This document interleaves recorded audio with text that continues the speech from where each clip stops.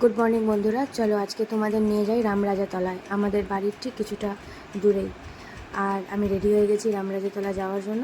Actually আমাদের বাড়ি থেকে বেশি দূর নয়।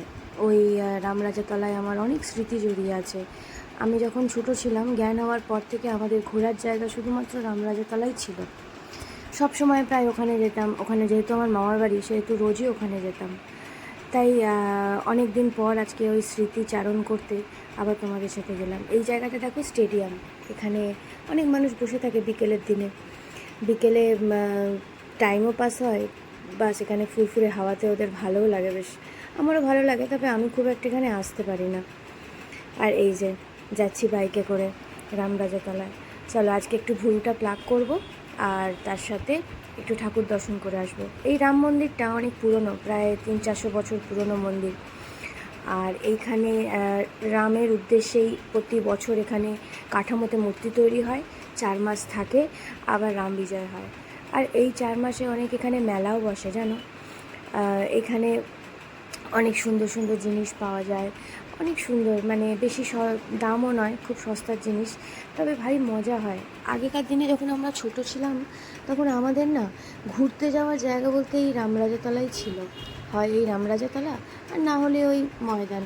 এই দেখো এখানে কত সুন্দর মেলা দেখছো। এটা আরও বড় হতো। এখন এই খানিকটা দোকানগুলোকে ঠিক করে দিয়েছে বলে তাই, নাহলে আগে ফুটে যখন বসতো তখন দারুণ মেলা হতো। আর যেন আমাদের 4 মাস খুব খুশির দিন হতো। আর এই যে বজরংবলী, এখানে মন্দিরগুলো দেখো, এখানে অনেক ধরনের মন্দির একসাথে করা আছে। আর এটা অনেক পুরনো, প্রায় 300-400 বছর পুরনো। প্রত্যেক বছর রাম আসেন, আর আমাদের তার সাথে আমাদের জীবনে খুশি নিয়ে আসেন।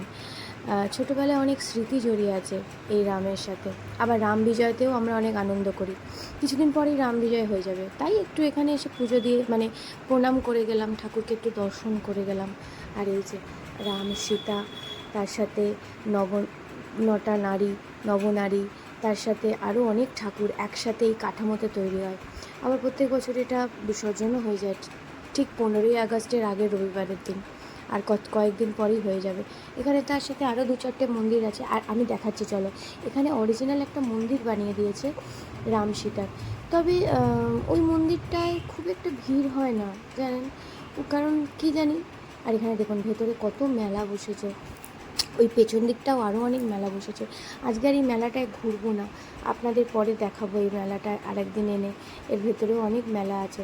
আর এই দেখুন এখানে পুরনো এই মন্দিরটা অনেক পুরনো নয়, এই মন্দিরটা 2-3 বছর হয়েছে তৈরি হয়েছে, তবে এখানে খুব একটা ভিড় হয় না। আসল ভিড় তো ওই কাঠামোতেই হয়। তাহলে বলুন আপনাদের এই রামতলাটা কেমন লাগলো। যদিও আপনারা আসতে পারেন, গিয়ে রামের পুজো দিয়ে যেতে পারেন। যদিও আপনারা এই ফিলিংসটা বুঝবেন না, তবে আমাদের ছোটোবেলা কিন্তু এইখানে আনন্দ করেই কেটেছে। চলুন আজকের মতন এইটুকুই, এবার বাড়ি চলে যাব। আবার পরে একটা ভালো ব্লগ নিয়ে আপনাদের সাথে শেয়ার করব, আপনাদের সাথে আসবো। আজকের মতো টাটা, ভালো থাকবেন আর ভালো রাখবেন।